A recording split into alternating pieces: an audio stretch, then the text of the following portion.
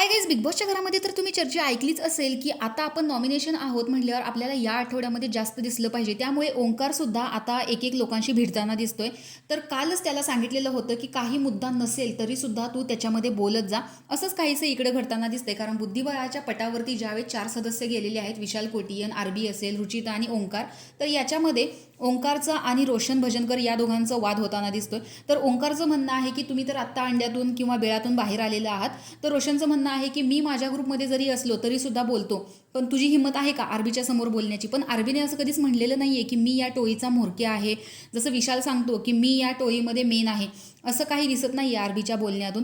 आणि आरबीचं बघायचं झालं तर तो प्रत्येक वेळेस असं असतं की वाद जर होत असेल विरुद्ध कंटेस्टंटशी तर तो सतत शांत बसायला सांगतो. जर शांत बसला तर तो पुढचा जो व्यक्ती आहे तो त्याचा मुद्दा मांडणारच कसा, हा सुद्धा एक मोठा प्रश्न आहे.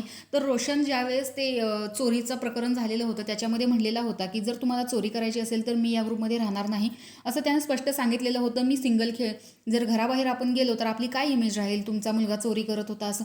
घरातून बाहेर गेलो तर आपली इमेज वाढली पाहिजे, असं काहीसं त्याने सांगितलेलं होतं. पण नंतर सुद्धा विशालने त्याला खूप छान पद्धतीने समजावून सांगितलं. त्यामुळे अजून सुद्धा रोशन भजनकर आणि विशाल यांची मैत्री दिसून येते. पण तुझं हिंमत आहे का, म्हणजे ओंकार राऊतची तुझी हिंमत आहे का आरबीच्या समोर बोलण्याची, असं इथे रोशन भजनकरचं स्पष्ट म्हणणं आहे. तर प्रेक्षकांचं असं म्हणणं आहे की ओंकार तू दाढीच कशाला केली, आता या वीकमध्ये तर तू बाहेरच जाणार आहेस, तुला दाढी करायची गरजच काय होती. ओंकार फक्त शांत बसून दिसतो असं नाही, त्याला काहीतरी मुद्दा मांडला पाहिजे, त्याला समोर आलं पाहिजे, लोकांशी भिडलं पाहिजे, तरच तो दिसेल.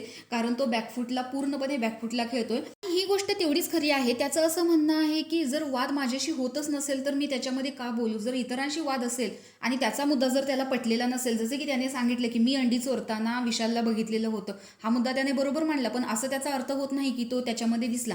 त्यामुळे प्रत्येक वेळेस त्याला काय वाटतं हे बोललं पाहिजे असं कोणाकोणाला वाटतं, तरच त्याचा गेम पुढे येईल. आणि या आठवड्यामध्ये नॉमिनेशनमध्ये तो आहे, तर या आठवड्यात तो बाहेर जाईल की नाही हे कमेंट बॉक्समध्ये सांगायला विसरू नका. अशाच बिग बॉसच्या अपडेट्स पाहण्यासाठी आपल्या चॅनलला सबस्क्राईब करा. बाय.